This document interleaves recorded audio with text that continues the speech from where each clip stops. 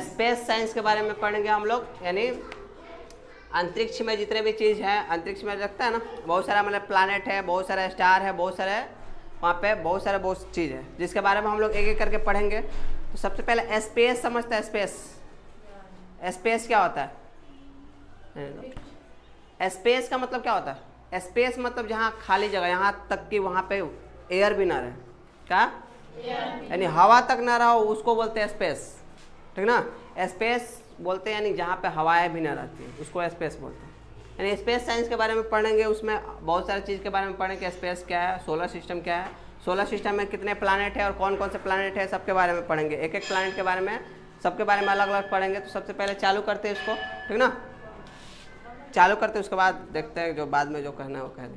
पहले चालू करते हैं इसको। बोला क्या है कि सबसे पहले किस पढ़ते हैं, आपका चैप्टर दिया है कि नेचुरल फिनोमिना। चैप्टर का क्या नाम है? नेचुरल फिनोमिना, जिसका मतलब यूनिट का नाम है नेचुरल फिनोमिना। उसका 10th नंबर चैप्टर है स्पेस साइंस। बोला कि व्हाट इज स्पेस, चैप्टर में क्या दिया है, पूछा है पहले कि व्हाट इज स्पेस। तो बोला कि it is place high up in the sky beyond the earth atmosphere, the sun, moon and the star are all planet in the space. मतलब किसमें बोला है कि जो इतना एटमोस्फेयर समझता है ना, एटमोस्फेयर में क्या होता है? वायुमंडल। एटमॉस्फेयर का मतलब क्या होता है? वायुमंडल में, हमारे वायुमंडल में बोल रहा है कि क्या क्या रहते हैं हमारे सन, सूर्य, उसके साथ साथ मून यानी चंद्रमा, और क्या उसके साथ साथ स्टार यानी बहुत सारे तारे रहते हैं। जिस जगह पे प्रेजेंट रहते हैं उस एरिया को क्या कहते हैं हम लोग? स्पेस बोलते हैं। क्या बोलते हैं? जहाँ पे बोला है कि हमारे स्टार यानी तारे जहाँ पे हैं, यानी ऊपर देखता है ना बहुत सारे तारे हैं, उसके साथ साथ मून है, मून के साथ साथ क्या है हमारे सन है, तो उस एरिया को हम लोग क्या बोलते हैं? स्पेस बोलते हैं। क्या बोलते हैं? इसको रोको ना,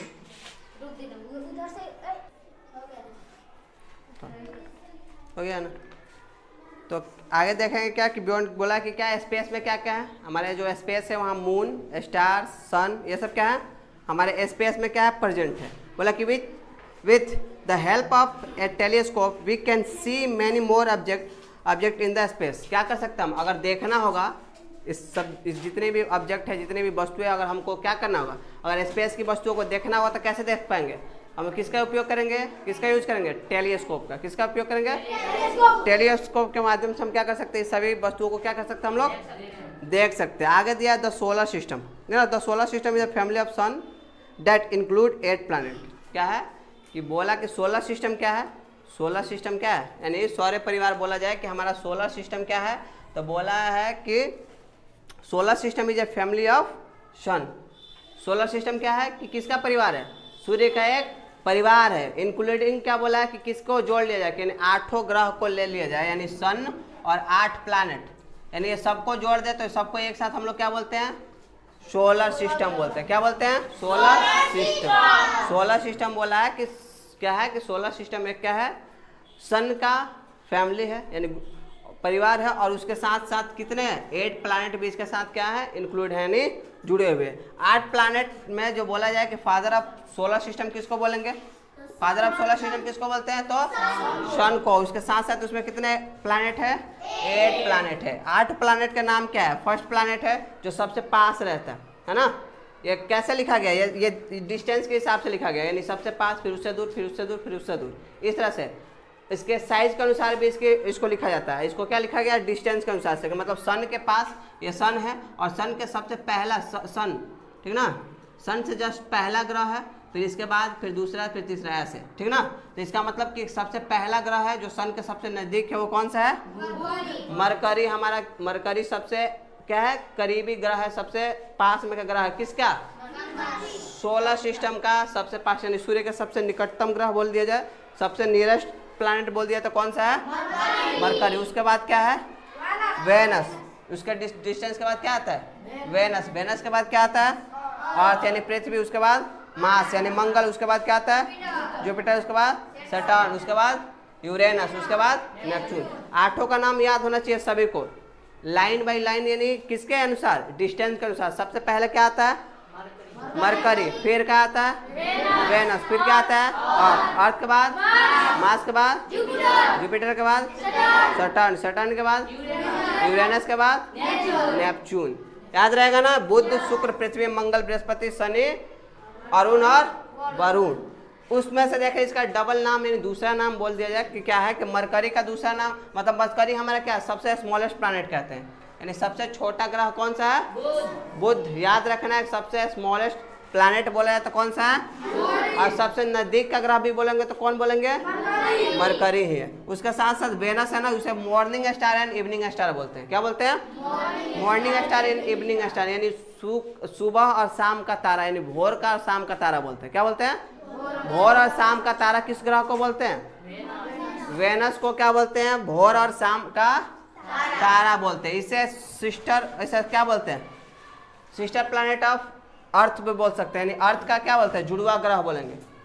सिस्टर बोलते हैं किसको, जो शुक्र को अर्थ का सिस्टर भी बोलते हैं। क्या बोलते हैं सिस्टर है, मतलब सिस्टर का मतलब कि जुड़वा ग्रह बोल सकते हैं। उसके आसपास रहती है एकदम, शुक्र और पृथ्वी को जुड़वा ग्रह के नाम से यानी जुड़वा बहन के नाम से भी जानते हैं। किस नाम से किसको वेनस और अर्थ। वेनस और अर्थ है ना, वो जुड़वा बहन के रूप में भी जानी जाती है दोनों को, पृथ्वी और शुक्र को। इसको मॉर्निंग और इवनिंग का स्टार बोलते हैं। किसको शुक्र को। सबसे चमकीला भी है, सबसे चमकीला बोल दिया, सबसे साइनेस्ट बोला, सबसे चमकीला ग्रह भी बोला जाए तो शाइनिंग में सबसे ज्यादा कौन है शुक्र, सबसे ज्यादा चमकीला ग्रह भी बोलते हैं इसे। किस ग्रह के नाम से जानते हैं चमकीला ग्रह के नाम से भी जानते हैं। किस ग्रह को शुक्र को, ठीक ना। और मॉर्निंग और इवनिंग स्टार भी बोलते हैं। उसके साथ साथ अर्थ है, उसे किस नाम से जानते हैं ब्लू प्लैनेट के नाम से जानते हैं। किस नाम से अर्थ को ब्लू प्लैनेट क्यों बोलते हैं, क्योंकि अर्थ पे जो ना 1/3 मतलब अगर बोला जाए कि पूरा हमारा अर्थ है, ये बड़ा सा अर्थ है, तो इसका इतना सा भाग है, मतलब 3 भाग क्या है हमारा वाटर ही है।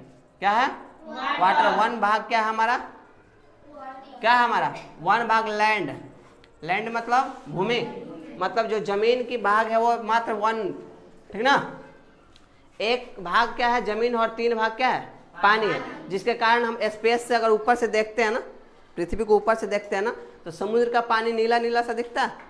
ऊपर से देखने के बाद पूरा एरिया, क्योंकि बहुत ज़्यादा एरिया में क्या है पानी है, तो पानी वाला एरिया ज़्यादा दिखता है, जिसके कारण वो क्या होता है पूरा प्लैनेट ही ऊपर से देखने पर ना कैसे दिखाई देता है ब्लू ब्लू दिखाई देता है। तो इसलिए इसका नाम क्या रखा गया ब्लू प्लैनेट के नाम से जाना जाता है। किस ग्रह को पृथ्वी को। पृथ्वी एकमात्र ऐसा ग्रह है, एकमात्र ऐसा प्लैनेट है जहाँ पे लाइफ संभव है, यानी जीवन संभव है। पृथ्वी अगर है तो ही हम लोग जीवित है। पृथ्वी के अलावा एक मंगल है जहाँ पे थोड़ा बहुत अभी जीवन संभव है, पूर्ण रूप से जीवन संभव नहीं है, क्योंकि हमें रहने के लिए, वहाँ रहने के लिए, सर्वाइव करने के लिए क्या चाहिए, हमें बहुत सारे चीज़ की नीड है, जरूरत है कि नहीं, बहुत सारे चीज़ की जरूरत है। हमें पानी चाहिए, ऑक्सीजन चाहिए, उसके साथ साथ भोजन चाहिए, चाहिए कि नहीं, और इतना चीज़ चाहिए। ये सब चीज़ अगर जहाँ रहेगा वहीं तो हम लोग सर्वाइव कर पाएंगे। अगर ये चीज़ नहीं मिलेगा तो सर्वाइव कर पाएंगे नहीं। लेकिन पृथ्वी पर हर चीज़ मिलता है, जिसके कारण पृथ्वी पर सभी जीव वास करते हैं, सभी जीव रह सकते हैं। उसके अलावा कोई ऐसा भी प्लैनेट नहीं है जहाँ पे हर चीज़ है, जहाँ पे हर व्यक्ति वहाँ जा करके रह सकता है। मंगल पे थोड़ा बहुत है, लेकिन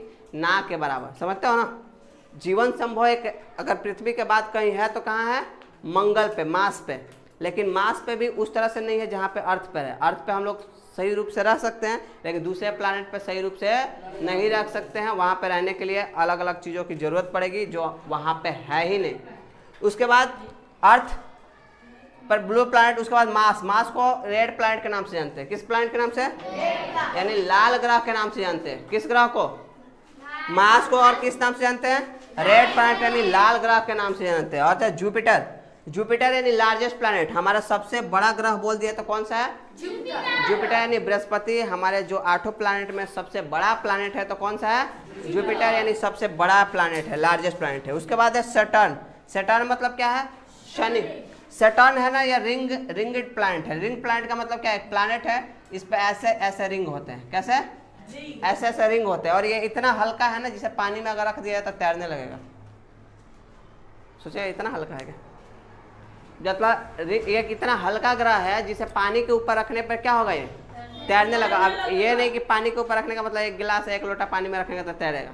अरे वही साइज में इतना बड़ा है तो उसे उस साइज का अगर पानी मिले ना, उसने एरिया को अगर वो कवर करता है, उतने एरिया में उसे पानी मिले ना, तो वो क्या हो सकता है तैर सकता है। इतना हल्का ग्रह है। क्या है, कौन सा हल्का ग्रह है, इसमें क्या होते हैं रिंग होते हैं। क्या होते हैं रिंग यानी वलय होते हैं। तो वलय युक्त ग्रह कौन सा ग्रह है? सैटर्न को वलय युक्त ग्रह बोलते हैं। क्या बोलते हैं?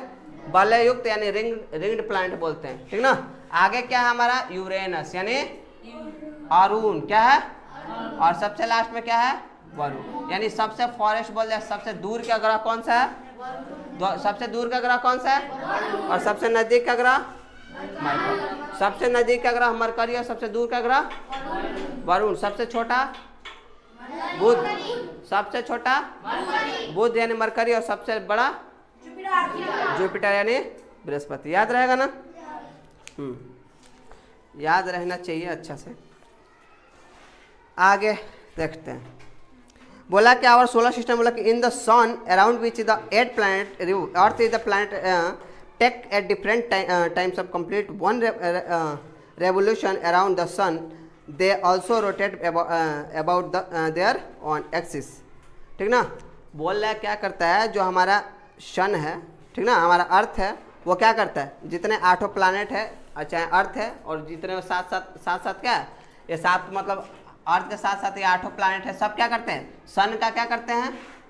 रेवोल्यूशन मतलब चक्कर लगाते हैं। क्या करते हैं? चक्कर लगाते हैं। चारों तरफ क्या करते हैं? इसके चारों तरफ क्या होते हैं? चक्कर लगाते हैं, यानी घूमते रहते हैं, ऐसे घूमते रहते हैं। सभी यहाँ क्या करते हैं? घूमते रहते हैं। अगर 2 चीजें होती है, अगर वो अपने एक्सिस पे घूम रहे हैं, अपने एक्सिस पे घूम रहे हैं, तो क्या होता है? अगर पृथ्वी है, ठीक ना, पृथ्वी क्या कर रही है? अपने एक्सिस पे घूम रही है। एक्सिस समझते हो? एक्सिस मतलब अक्ष। अगर मानो कि ये पृथ्वी है, यस बेटा इधर दिखाई दे रहा हो, ये मतलब अगर सन है, ठीक ना, ठीक, और ये आपका पृथ्वी यानी अर्थ है, घूमना है। इसका क्या करना है? इसको रेवोल्यूशन मतलब चक्कर लगाना है। इसका चक्कर लगाता है चारों तरफ। अगर ये अपने एक्सिस का मतलब क्या है? ये वाला अक्ष पे, यानी ये ऐसे देखा होगा, ये ग्लोब देखा है ना, ग्लोब जो नमूना जिसे बोलते हैं, किसका? अर्थ का नमूना बोलते हैं, यानी ग्लोब को। तो अगर ये ऐसे घूमती है, ऐसे घूम रही है, क्या घूम रही है? ऐसे मतलब अपने जगह पे ही क्या कर रही है? अपने एक्सिस पे, यानी एक्सिस इसका ये है, एक्सिस मतलब अक्ष बोलते हैं। यानी ये जैसे लट्टू नाचता है ना, लट्टू नाचता है तो एक ही जगह नाचता है, अपने नोक पे क्या करता है? वो चारों तरफ ऐसे घूमते रहता है, घूमता है। वैसे समझो पृथ्वी घूमती है चारों तरफ अपने नोकी पे। अगर घूम रही है तो उसका नोकी जो बोलते हैं ना, वो क्या है? उसका एक्सिस है। क्या है? एक्सिस। अगर वो एक्सिस पे अगर ऐसे घूम रही है तो क्या चेंजिंग आती है? डे और नाइट होता है। क्या होता है? डे और नाइट, दिन और रात होता है। दिन और रात कैसे होता है? जब पृथ्वी अपने एक्सिस पे घूमती है तो कितने दिन में घूम लेती है? 24 आवर्स में घूम लेती है, पता है ना। एक दिन में कितने घंटे? यानी पृथ्वी को अपने अक्ष पे एक बार एक राउंड घूमने में 24 घंटे का टाइम लगता है। कितने घंटे का? 24। अपने एक्सिस पे घूमने में कितने दिन का टाइम लगता है? 24। तो 24 दिन का टाइम लगता है। इधर जाता है तो सन का लाइट अगर इधर पड़ रहा है तो क्या हुआ है? क्या होगा? डे। क्या होगा? डे। इस एरिया में सन का लाइट पड़ा है तो इसलिए क्या हुआ? डे। इस एरिया में सन का लाइट जहां जहां नहीं पड़ा वहां क्या रहता है? नाइट। देखता है ना, कहीं कहीं पृथ्वी पे रात हुई है, कहीं कहीं दिन रहता है। दूसरे देशों में कभी कभी रात रहता है तो यहाँ दिन है, यहाँ दिन रहता है तो उधर रात रहता है। पृथ्वी तो एक ही है ना, पृथ्वी तो एक ही है ना, रहने वाले लोग हैं, लेकिन कहीं रात हुआ है कहीं दिन हुआ है, कभी 2 घंटा पहले है कभी 2 घंटा बाद है, होता है ऐसा। इसका मतलब क्या है कि सन जिधर अगर लाइट जहाँ पड़ रही है वहाँ पे सन का लाइट पड़ता है तो वहाँ दिन हो जाता है, और सन का लाइट जहाँ नहीं पड़ता वहाँ क्या रहता है? रात। क्योंकि सोलर सिस्टम में जितने में सन है या जितना भी वस्तुएं है ना, लगभग जिसके पास खुद का लाइट नहीं है। हम लोग के पास खुद का लाइट है क्या? नहीं ना। अर्थ के पास या जितने भी प्लैनेट है उसके पास खुद का लाइट है? नहीं है। खुद का लाइट नहीं होने के कारण वो क्या हो जाएगा? अगर उस पर लाइट ना पड़े तो अंधेरा हो जाएगा कि नहीं? तो ये सब लाइट कहाँ से प्राप्त करते हैं? ये सब लाइट प्राप्त करते हैं सन से। कहाँ से? ये सब लाइट प्राप्त करते हैं सन से, सूर्य से प्राप्त करते हैं। तो अर्थ भी कहाँ से प्राप्त करती है? सन से प्राप्त करती है। और जब सन से प्राप्त करती है तो सन का लाइट अगर वहाँ पड़ा ही नहीं तो क्या हो जाएगा? वहाँ रात रहेगा ना, और जहाँ पड़ा है वहाँ पे क्या रहेगा? दिन। यानी सन का लाइट अगर इस एरिया में पड़ा है तो इस एरिया में जहाँ जहाँ पड़ा है वहाँ क्या रहेगा? दिन रहता है, और जिस एरिया में नहीं पड़ता वहाँ क्या होता है? नाइट। इस एरिया में क्या हो जाएगा? नाइट हो जाएगा, नहीं रात हो जाएगी। क्या हो जाएगी? और इधर क्या रहेगा? दिन रहेगा। यानी कहने का मतलब है कि अगर पृथ्वी अपने एक्सिस पे क्या कर रही है? रोटेशन कर रही है। क्या कर रही है? रोटेशन कर रही है, यानी घूम रही है। तो डे और नाइट होता है, डे और नाइट होता है। अगर पृथ्वी ऐसे घूमना शुरू कर दे, मतलब ऐसे घूमते घूमते इधर आ रही है, अपने एक्सिस पर तो घूमती ही है, उसके अलावा ये क्या करती है? सूर्य का भी चक्कर लगाती है। और सूर्य का चक्कर लगाने में उसे 365 डे का टाइम लगता है, और इतना डे और 6 आवर्स का टाइम लगता है। कितना? पृथ्वी को पूरा चक्कर लगाने में, सन का एक बार चक्कर लगाने में 365 दिन और 6 आवर्स यानी 6 घंटा का टाइम लगता है। इसलिए अगर पृथ्वी इस सूर्य के एक चक्कर पूरा पूरा कर लेती है तो 1 ईयर चेंज हो जाता है। क्या होता है? 1 ईयर यानी 1 साल चेंज हो जाता है। यानी साल बदलने का कारण क्या है कि पृथ्वी जब सूर्य का चक्कर लगाएगी, सूर्य का पूरा पूरा क्या कर लेगी? चक्कर लगा, ठीक ना। सूर्य के जो बल आती है ना, क्या बोलते हैं, एरिया है, उस एरिया को पूरा कवर कर रही है, तो समझो उसको क्या हुआ, वो क्या है हमारा? रेवोल्यूशन बोलते हैं। रोटेशन और रेवोल्यूशन दो चीज होते हैं। रोटेशन कर रहा है अपने अक्ष पर, और रेवोल्यूशन कर रहा है यानी पूरे एरिया में। उसका मतलब क्या करता है? रेवोल्यूशन मतलब क्या होता है? पूरे को चक्कर लगाना। इसके वलय को क्या करना? इसको मतलब एरिया में चक्कर लगाना है। रोटेशन का मतलब क्या? अपने जगह पर क्या करना? घूमना। रेवोल्यूशन मतलब चारों तरफ। तो रोटेशन कर रही है तो डे और नाइट। रेवोल्यूशन करेगी तो क्या होगा? एयर बदल जाएगा, साल बदल जाएगा। साल कब बदलेगा? जब पृथ्वी, hello listen carefully and look at the board. जब साल बदल जाएगा, कब? जब क्या हो जाएगा? जब पृथ्वी सूर्य के चारों तरफ एक बार चक्कर लगाएगी तो क्या होगा? साल मतलब एयर बदल जाते हैं। जैसे 2024 चल रहा है, 2025 हो जाएगा। इसका मतलब क्या है कि पृथ्वी चारों तरफ एक बार क्या कर ली? पूरे पृथ्वी एक बार क्या कर ली है? सूर्य का चक्कर लगा ली। और अपने अक्ष पर तो रोज चक्कर लगाती है, जिसके कारण दिन और रात होते रहते हैं। तो दिन और रात होने के लिए कितने घंटे का टाइम लगता है? 24। अपने अक्ष पे पूरा चक्कर लगाते हैं तो दिन और रात हो जाता है, जिसके कारण 24 घंटे में। और ये पूरा चक्कर लगाती है तो उसको सन का पूरा एक बार चक्कर लगाने में 365 दिन और 6 घंटा का टाइम लगता है। इसलिए 6 घंटा को काउंट नहीं किया जाता है, और 365 डे ही बोला जाता है कि एक साल में कितना दिन होता है? 365 दिन। लेकिन हर 4 साल के बाद एक लीप ईयर आता है। सुना है बात? क्यों आता है? क्योंकि 1 ईयर में 365 डे का काउंट कर लिए, 6 आवर को काउंट नहीं किया। लेकिन हर ये चौथे साल क्या हो जाएगा? 6 चौके 24 यानी 24 क्या हो जाएगा? 24 घंटा हो गया। 24 घंटा को कितना दिन बोलते हैं? 1 डे बोलते हैं। 24 आवर को कितना डे बोलते हैं? 1 आवर्स बोलते हैं, 1 डे बोलते हैं ना। इसलिए क्या होता है कि हर 4 साल के बाद फिर से 24 घंटा हो जाता है। इसलिए एक दिन क्या हो जाते हैं? एक्स्ट्रा हो जाता है लीप ईयर में। किस ईयर में? लीप ईयर में। लीप ईयर और नॉर्मल ईयर जानता है ना? अभी कौन सा ईयर चल रहा है? Leap year. 2024 कौन सा ईयर है? पहचानने आता है ना लीप ईयर और सिंपल ईयर? जिससे 4 से डिवाइड लग जाए वो कौन सा है?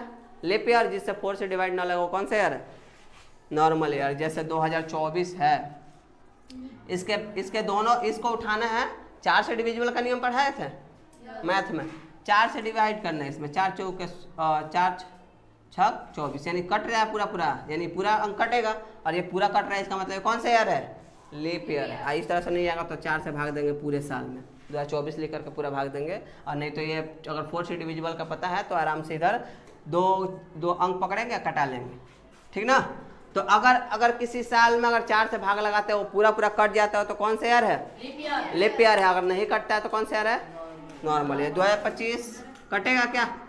4 से कटेगा? नहीं कटेगा। इसका मतलब ये कौन सा ईयर है? नॉर्मल ईयर है। इसमें कितने डे होंगे? 365 डे। कितना दिन? 365। और 6 आवर्स को काउंट नहीं करेंगे, हर चौथा साल काउंट कर लेते हैं, जिसके कारण 1 डे हो जाता है। और 1 डे हो जाता है इसलिए वो क्या हो जाता है हमारा? वो साल लीप ईयर हो जाता है। वो साल, नीचे जाओ, मिस है ना, नीचे जाओ, नीचे जाओ। मिस से बोलो दवाई देने के लिए। अबे दवाई देने के लिए बोलो, ठीक ना। तो क्या होता है? 6 आवर्स और 4 यहाँ से क्या हो जाएगा? हर साल 4 साल में 6 घंटा, कितना 24 घंटा हो जाएगा। 24 घंटा बराबर मतलब कितना दिन? एक दिन होता है ना। इसलिए हर 4 साल के बाद क्या आ जाते हैं? लीप ईयर आते हैं। उस समय फरवरी कितने दिन का हो जाता है? 29 दिन का हो जाता है। कितने दिन का? 29 यानी 29 डेज का हो जाता है। और बाकी हर साल कितने दिन का होता है? 28 दिन का होता है, ठीक है। तो अभी समझ में आया होगा कि दिन रात कैसे होते हैं पृथ्वी के किसके कारण? रोटेशन के कारण, यानी पृथ्वी अपने एक्सिस पे घूमती है 24 घंटा में, जिसके कारण क्या हो जाते हैं? दिन और रात हो जाते हैं। और पृथ्वी पूरा सूर्य का एक बार चक्कर लगाती है 365 दिन और 6 घंटा में, जिसके कारण क्या बदलते हैं? साल बदलते हैं। क्या बदलते हैं? एक साल में कितने दिन होते हैं? 365 दिन और 6 घंटा। 6 घंटा को काउंट नहीं करते हैं, हर 6 घंटा को काउंट करते हैं 4 साल बाद, जिसके कारण हर चौथे साल एक डे अधिक हो जाता है, जिससे उस समय कितना हो जाता है? 366 डे हो जाते हैं। और इस डे को, इस ईयर को क्या बोलते हैं हम लोग? Leap year. यानी लीप ईयर में कितने दिन? 366 दिन। और नॉर्मल ईयर में कितना दिन? 365 दिन। याद रहेगा? उम्मीद है याद रहेगा। उम्मीद है ना? उम्मीद है तो अच्छा है।